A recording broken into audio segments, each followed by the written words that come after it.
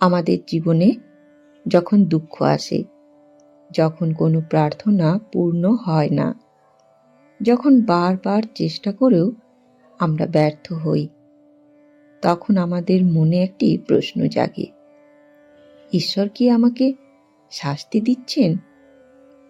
হয়তো আমরা ভাবি, আমি কি এমন কোনো ভুল করেছি যার জন্য ঈশ্বর রাগ করছেন? কেউ বলেন, এটা তোমার পাপের ফল। কেউ বলেন, ঈশ্বরের বিচার হচ্ছে। কিন্তু সত্যিই কি ঈশ্বর এমন? তিনি কি বসে আছেন মানুষের ভুলের হিসেব করার জন্য? তিনি কি অপেক্ষা করেন আমাদের শাস্তি দেওয়ার জন্য? নাকি আমরা ঈশ্বরকে ভুলভাবে বুঝছি? চলুন আজ আমরা এই প্রশ্নের উত্তর খুঁজব ঠাকুর শ্রী রামকৃষ্ণের বাণী থেকে, শ্রী শ্রী মা সারদা দেবীর করুণাময় শিক্ষা থেকে এবং ভগবদ্গীতার গভীর জ্ঞান থেকে। এই আলোচনা শেষে হয়তো আপনি বুঝতে পারবেন দুঃখের মধ্যে লুকিয়ে থাকা ঈশ্বরের গভীর রহস্য। তাই ভিডিওটি শেষ পর্যন্ত দেখার অনুরোধ রইল, কারণ হয়তো আজ আপনার জীবনে অনেক প্রশ্নের উত্তর মিলবে। চলুন তাহলে শুরু করি। প্রথমে আমরা জেনে নেব মানুষ কেন ভাবে ঈশ্বর শাস্তি দেন। মানুষ কেন মনে করে ঈশ্বর তাকে শাস্তি দিচ্ছেন? এর পেছনে মানুষের একটি স্বাভাবিক মানসিকতা আছে। আমরা যখন সুখ পাই তখন ভাবি, এটা আমার পরিশ্রমের ফল। কিন্তু যখন দুঃখ আসে তখন মনে হয় ঈশ্বর আমাকে শাস্তি দিচ্ছেন। এটা মানুষের মনস্তত্ত্ব। কারণ দুঃখ আমরা সহজে মেনে নিতে পারি না, তাই আমরা একটি ব্যাখ্যা খুঁজতে চাই। অনেক সময় সমাজও এই ধারণা তৈরি করে, আর ছোটবেলা থেকেই আমরা শুনি, খারাপ কাজ করলে ঈশ্বর শাস্তি দেবেন। এই ধারণা অনেক সময় মানুষের মনে ভয় তৈরি করে। কিন্তু আধ্যাত্মিক সত্য একটু ভিন্ন। সব দুঃখ শাস্তি নয়। অনেক সময় দুঃখ আসে জীবনের শিক্ষা হিসেবে।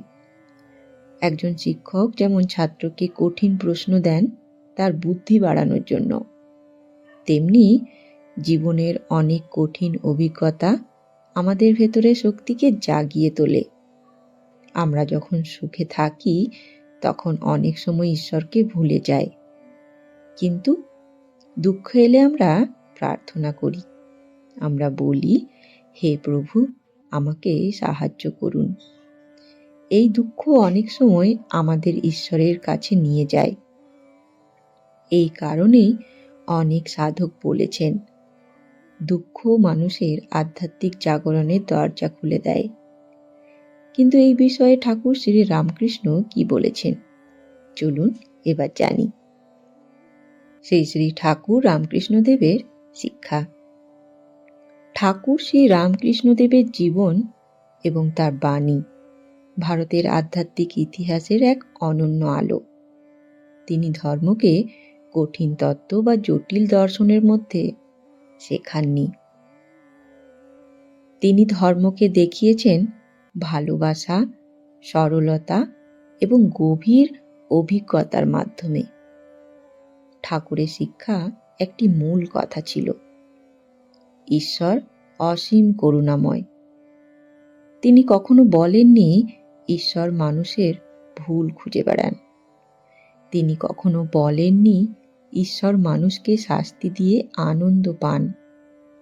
বরং ঠাকুর বলতেন, ঈশ্বর মানুষের প্রতি মায়ের মতো স্নেহশীল। এই উদাহরণটি খুব গভীর। একটি ছোট্ট শিশু যখন হাঁটা শিখছে তখন সে বারবার পড়ে যায়। মা কি তখন তাকে রাগ করেন? না, মা তাকে আবার তুলে দাঁড় করান। মা তাকে উৎসাহ দেন। মা বলেন, আবার চেষ্টা করো। তেমনি মানুষের জীবনেও অনেক ভুল হয়। আমরা অনেক সময় ভুল সিদ্ধান্তই নিই। আমরা অনেক সময় দুর্বল হয়ে পড়ি, কিন্তু ঈশ্বর তখন আমাদের দূরে ঠেলে দেন না। তিনি আমাদের আবার উঠে দাঁড়ানোর শক্তি দেন।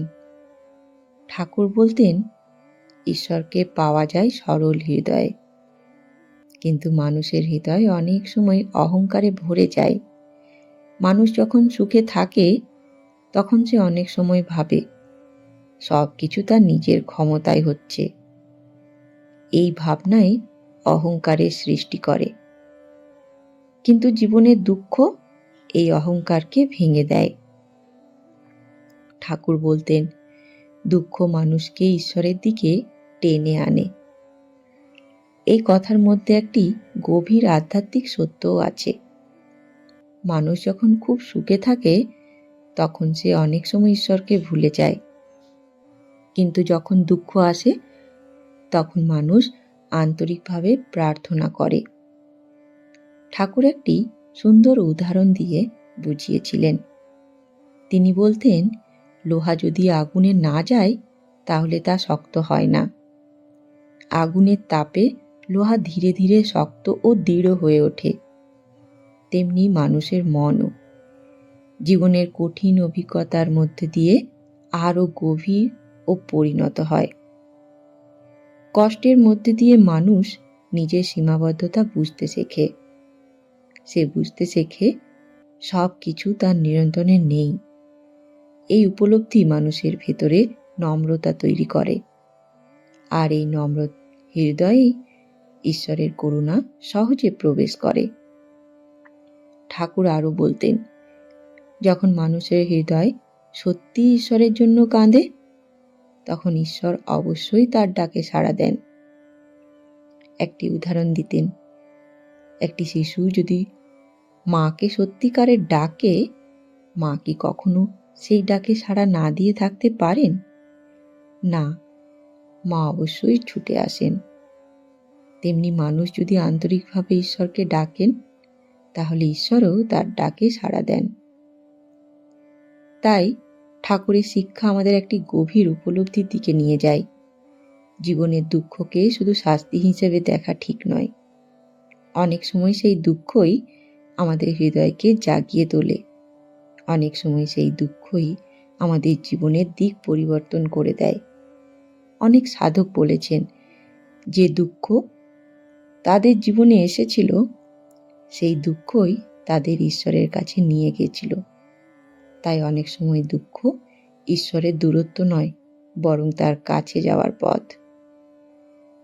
কিন্তু এই বিষয়ে শ্রীমদ্ভগবতে আমাদের কি শিক্ষা দিয়েছে, চলুন এবার তা নিয়ে জানা যাক। গীতার শিক্ষা। শ্রীমদ্ভগবত গীতা আমাদের একটি গভীর সত্য শেখায়, কর্ম ও কর্মফল। গীতায় শ্রীকৃষ্ণ বলেছেন, মানুষ তার কর্মের ফল অবশ্যই পায়, কিন্তু এটাকে ঈশ্বরের রাগ বলা ঠিক নয়। এটা প্রকৃতির একটি নিয়ম। যেমন আপনি যদি আগুনে হাত দেন তাহলে হাত পুড়ে যাবে। এটা আগুনের শাস্তি নয়, এটা আগুনের স্বভাব। তেমনি আমাদের কর্মেরও ফল আছে। আমরা যা করি তার প্রতিক্রিয়া আমাদের জীবনে ফিরে আসে। গীতার শিক্ষা হলো, ঈশ্বর বিচারক হয়ে বসে নেই, তিনি আমাদের স্বাধীনতা দিয়েছেন। আমরা যা বেছে নিই তার ফল আমরাই পাই। কিন্তু ঈশ্বর সবসময় আমাদের পথ দেখান। তিনি বলেন, সৎ পথে চললে জীবন শান্তি পায়। এই কর্মফলকে ঈশ্বরের শাস্তি মনে করা ঠিক নয়। আসুন এবার জানি শ্রী শ্রী মা সারদা দেবীর শিক্ষা। শ্রী শ্রী মা সারদা দেবীর জীবন ছিল অসীম মমতা, করুণা ও মাতৃত্বের এক জীবন্ত প্রতীক। তিনি শুধু একজন আধ্যাত্মিক গুরু ছিলেন না, তিনি ছিলেন সত্যিকারের মা। এমন এক মা যিনি পৃথিবীর প্রতিটি মানুষকে নিজের সন্তান বলে মনে করতেন। মায়ের জীবনের একটি বিশেষ দিক ছিল, তিনি কখনো মানুষের মধ্যে ভয় সৃষ্টি করে ধর্ম শেখাননি। তিনি কখনো বলেননি, ঈশ্বর রেগে যাবেন, ঈশ্বর তোমাকে শাস্তি দেবেন। বরং মায়ের শিক্ষা ছিল ভালোবাসার উপর ভিত্তি করে। মা বলতেন, আমি তো আছি, ভয় কিসের? এই একটি বাক্যের মধ্যে মায়ের শিক্ষার গভীর সত্য লুকিয়ে আছে। মানুষ যখন ভয় পায় তখন তার মন সংকুচিত হয়ে যায়, কিন্তু যখন মানুষ ভালোবাসা অনুভব করে তখন তার মন খুলে যায়। মা জানতেন মানুষকে সত্যের পথে আনার সবচেয়ে শক্তিশালী পথ হলো ভালোবাসা। তাই তিনি মানুষের ভুল দেখলেও তাকে কখনো ঘৃণা করেননি, বরং তিনি তাকে আরও কাছে টেনে নিয়েছেন। একবার একজন ভক্ত মাকে বলেছিলেন, মা, আমরা তো অনেক ভুল করি, তাহলে ঈশ্বর কি আমাদের ক্ষমা করবেন? মা খুব সহজভাবেই উত্তর দিয়েছিলেন, মানুষ ভুল করবেই, ভুল করতে করতে শিখবে। এই কথার মধ্যে একটি গভীর আধ্যাত্মিক সত্য আছে। মানুষের জীবন একটি শেখার পথ। আমরা সবাই ভুল করি, কিন্তু সেই ভুলের মধ্যে দিয়েই আমরা ধীরে ধীরে পরিণত হই। মা কখনো মানুষকে তার ভুলের জন্য চিরদিনের মতো দোষী করে রাখেননি, বরং তিনি মানুষকে নতুন করে শুরু করার সাহস দিয়েছেন। মা বলতেন, যদি কেউ শতবার ভুল করে তবু সে আমার সন্তান। ভাবুন তো, এই কথার মধ্যে কত গভীর মমতা আছে। একজন মা কি তার সন্তানকে ভুলের জন্য চিরদিনের মতো দূরে সরিয়ে দেন? না, তিনি তাকে সংশোধন করেন। কিন্তু ভালোবাসা কখনো কমে না। মা সারদা দেবীর জীবন এই মাতৃত্বের এক উজ্জ্বল উদাহরণ। তিনি বলতেন, জগৎ তোমার, কাউকে পর ভাবো না। এই শিক্ষা আমাদের একটি গভীর উপলব্ধির দিকে নিয়ে যায়। ঈশ্বর শুধু দূরে কোনো শক্তি নয়, তিনি আমাদের খুব কাছের, তিনি আমাদের নিজের, তিনি আমাদের আশ্রয়।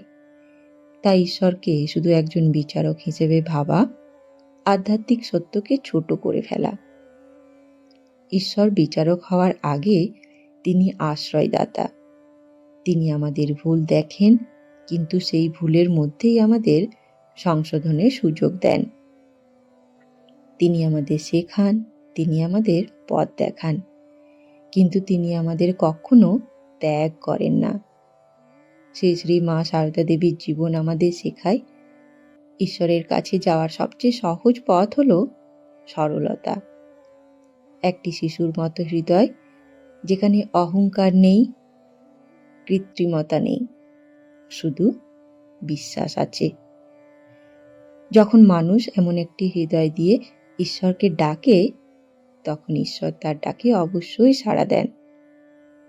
তাই জীবনের কোনো কঠিন মুহূর্তে যদি আপনার মনে হয় আপনি ভুল করছেন, আপনি পথ হারিয়েছেন, তাহলে হতাশ হবেন না। মা সারদা দেবী একটি কথা মনে রাখুন, আমি তো আছি, ভয় কিসের? এই বিশ্বাস যদি আপনাদের হৃদয়ে থাকে, তাহলে জীবনের অনেক ভয় নিজের থেকেই সরে যায়। কারণ তখন আমরা বুঝতে পারি ঈশ্বর আমাদের বিচার করতে আসেননি, তিনি আমাদের আশ্রয় দিতে এসেছেন। চলুন এবার আমরা জানব দুঃখের আধ্যাত্মিক অর্থ কি। অনেক সাধক বলেছেন, দুঃখই তাদের জীবনের সবচেয়ে বড় শিক্ষক। সুখ আমাদের অনেক সময় অলস করে দেয়, কিন্তু দুঃখ আমাদের জাগিয়ে তোলে। দুঃখ আমাদের শেখায় ধৈর্য, নম্রতা, সহানুভূতি, বিশ্বাস। যে মানুষ কখনো দুঃখ দেখেনি সে অন্যের কষ্ট বুঝতে পারে না, কিন্তু দুঃখ মানুষকে গভীর করে। অনেক মহান সাধক দুঃখের মধ্যে দিয়েই ঈশ্বরকে পেয়েছেন। তাই দুঃখকে সবসময় শাস্তি ভাবা ঠিক নয়। অনেক সময় দুঃখই আমাদের জীবনের মোড় ঘুরিয়ে দেয়। চলুন এবার যাই গভীর সত্য। একটি কথা সবসময় মনে রাখবেন, ঈশ্বর শাস্তি দিতে ব্যস্ত নন, তিনি আমাদের পথ দেখাতে ব্যস্ত। আমরা অনেক সময় ঈশ্বরকে এমনভাবে কল্পনা করি যেন তিনি একজন কঠোর বিচারক, যিনি মানুষের প্রতিটি ভুলের হিসেব রাখছেন। কিন্তু আধ্যাত্মিক সত্য এর চেয়ে অনেক গভীর। ঈশ্বর আমাদের শত্রু নন, তিনি আমাদের শাস্তিদাতা নন, তিনি আমাদের পথপ্রদর্শক। তিনি চান আমরা শিখি, আমরা পরিণত হই, আমরা ধীরে ধীরে তার দিকে এগিয়ে যাই। জীবনের প্রতিটি অভিজ্ঞতা, সুখ হোক বা দুঃখ, আমাদের কিছু না কিছু শিক্ষা দিয়েই যায়। আমরা যখন সুখ পাই তখন আমরা কৃতজ্ঞতা শিখি, আমরা যখন দুঃখ পাই তখন আমরা ধৈর্য শিখি। জীবন যেন একটি বিদ্যালয়, এখানে প্রতিটি ঘটনা একটি নতুন পাঠ। কিছু পাঠ সহজ, কিছু পাঠ কঠিন, কিন্তু প্রতিটি পাঠ আমাদের ভিতরের মানুষটিকে গড়ে তোলে। অনেক সময় আমরা জীবনের ঘটনাগুলো সঙ্গে সঙ্গে বুঝতে পারি না। আমরা প্রশ্ন করি, এটা কেন ঘটলো? আমার জীবনে এত কষ্ট কেন? কিন্তু অনেক বছর পরে পেছনে তাকালে আমরা বুঝতে পারি, সেই কঠিন সময়ই আমাদের সবচেয়ে বেশি শক্ত করেছে। সেই দুঃখই আমাদের জীবনের পথ বদলে দিয়েছে।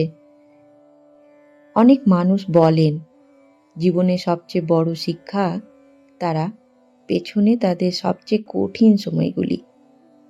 যখন সব কিছু ভেঙে পড়ে, তখনই মানুষ নিজের ভেতরের শক্তি আবিষ্কার করে, আর তখনই মানুষ সত্যিকারের ভাবে ঈশ্বরকে ডাকে। গীতায় শ্রীকৃষ্ণ একটি গভীর কথা বলেছেন, মানুষ যখন বিপদের মধ্যে পড়ে তখন সে আন্তরিকভাবে ঈশ্বরকে স্মরণ করে, আর সেই স্মরণই তাদের জীবনের নতুন আলো নিয়ে আসে।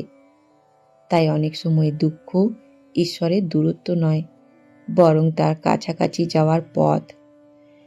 আমরা ভাবি ঈশ্বর আমাদের ছেড়ে দিয়েছেন, কিন্তু সত্য অনেক সময় ঠিক উল্টোটা। সেই কঠিন সময়েই ঈশ্বর আমাদের সবচেয়ে কাছে থাকেন। যেমন একটি মা তার অসুস্থ শিশুর পাশে সবচেয়ে বেশি সময় কাটান, তেমনি জীবনের কঠিন মুহূর্তে ঈশ্বর আমাদের পাশে থাকেন অদৃশ্যভাবে। তিনি আমাদের শক্তি দেন, তিনি আমাদের ভিতরে সাহস জাগিয়ে দেন। কখনো কখনো তিনি আমাদের এমন একটি পথে নিয়ে যান যা আমরা নিজেও কখনো বেছে নিতাম না, কিন্তু সেই পথই আমাদের জীবনের আসল উদ্দেশ্যের দিকে নিয়ে যায়। তাই জীবনের প্রতিটি অভিজ্ঞতাকে শুধু দুঃখ বা সুখ বলে বিচার করবেন না। তার ভেতরে হয়তো ঈশ্বরের একটি গভীর শিক্ষা লুকিয়ে আছে। কখনো সেই শিক্ষা হয় ধৈর্যের, কখনো নম্রতার, কখনো বিশ্বাসের, এবং কখনো কখনো ঈশ্বর আমাদের শেখান সব কিছু আমাদের নিয়ন্ত্রণে নেই, আমাদের শুধু চেষ্টা করতে হয়, আর বাকিটা তার উপর ছেড়ে দিতে হয়। এই উপলব্ধি যখন মানুষের ভেতরে আসে, তখন তার মন ধীরে ধীরে শান্ত হয়ে যায়। সে আর ঈশ্বরকে ভয় পায় না, সে ঈশ্বরকে অনুভব করে একজন আশ্রয়দাতা হিসেবে। তখন মানুষ বুঝতে পারে ঈশ্বর আমাদের শাস্তি দিতে আসেননি, তিনি আমাদের জীবনের অর্থ পূর্ণ করতে এসেছেন। তিনি চান আমরা আলোয় এগিয়ে যাই, আমরা ভালোবাসা শিখি, আমরা সত্যের পথে চলি। এই উপলব্ধি আধ্যাত্মিক জীবনের একটি গভীর সত্য। বন্ধুগণ, আজকের আলোচনার শেষে একটি কথা আমরা গভীরভাবে মনে রাখতে পারি। দুঃখ মানে ঈশ্বরের রাগ নয়, অনেক সময় দুঃখই ঈশ্বরের একটি নীরব আহ্বান। তিনি হয়তো আমাদের ডেকে বলছেন, আমার দিকে ফিরে এসো। মানুষ যখন জীবনের পথে হাঁটে, তখন অনেক সময় সে নিজের শক্তি, নিজের সাফল্য এবং নিজের অহংকারে এতটাই ব্যস্ত হয়ে যায় যে সে ধীরে ধীরে ঈশ্বরকে ভুলেই যায়। সুখের সময় মানুষ ভাবে সবকিছু সে নিজেই করছে, কিন্তু জীবনে একটি কঠিন মুহূর্ত হঠাৎ মানুষকে থামিয়ে দেয়। সেই মুহূর্তে মানুষ বুঝতে পারে তার নিজের শক্তি সীমিত। আর তখনই মানুষ আবার ঈশ্বরকে স্মরণ করে। অনেক সাধক বলেছেন, মানুষের জীবনের দুঃখ একটি গভীর জাগরণের দরজা। কারণ দুঃখ মানুষের হৃদয়কে নরম করে দেয়, দুঃখ মানুষের অহংকার ভেঙে দেয়, আর তখনই মানুষের ভেতরে জন্ম নেয় একটি নতুন অনুভূতি, নম্রতা। এই নম্রতার মধ্যে ঈশ্বরের আলো সহজেই প্রবেশ করে। শ্রী শ্রী ঠাকুর রামকৃষ্ণদেব বলতেন, মানুষ যখন সত্যিকারের আন্তরিকভাবে ঈশ্বরকে ডাকে, তখন তিনি অবশ্যই সেই ডাকে সাড়া দেন। তিনি কখনো তার সন্তানকে ত্যাগ করেন না। শ্রী শ্রী মা সারদা দেবীর জীবনও আমাদের এই শিক্ষাই দেয়। মা বলতেন, যদি কেউ শতবার ভুল করে, তবু সে আমার সন্তান। এই কথার মধ্যে ঈশ্বরের অসীম করুণার একটি ঝলক দেখা যায়। ঈশ্বর শুধু বিচারক নন, তিনি পিতা, তিনি মাতা, তিনি বন্ধু, তিনি আশ্রয়। আমরা ভুল করি কারণ আমরা মানুষ, আমরা শিখি কারণ জীবন আমাদের শেখায়। কিন্তু ঈশ্বর কখনো আমাদের ছেড়ে দেন না, তিনি সবসময় আমাদের পাশে থাকেন, কখনো অদৃশ্যভাবে, কখনো নীরবে, কখনো এমনভাবে যা আমরা সঙ্গে সঙ্গে বুঝতে পারি না। তাই জীবনের দুঃখের মুহূর্তে একটি কথা মনে রাখুন, আপনি একা নন, ঈশ্বর আপনার পাশে আছেন। হয়তো তিনি আপনাকে একটি নতুন পথের দিকে নিয়ে যাচ্ছেন, হয়তো তিনি আপনার ভেতরে শক্তিকে জাগিয়ে তুলছেন, হয়তো তিনি আপনাকে আরো গভীরভাবে নিজের কাছে টানছেন। তাই ভয় নয়, অভিমান নয়, বরং বিশ্বাস রাখুন। দুঃখের মাঝেও বলুন, প্রভু, আমি তোমার উপর ভরসা রাখছি। কারণ অনেক সময় যে পথটাকে আমরা অন্ধকার মনে করি, সেই পথের শেষেই ঈশ্বরের আলো অপেক্ষা করে। ধন্যবাদ। ভালো থাকবেন। জয় ঠাকুর, জয় মা, জয় স্বামীজি।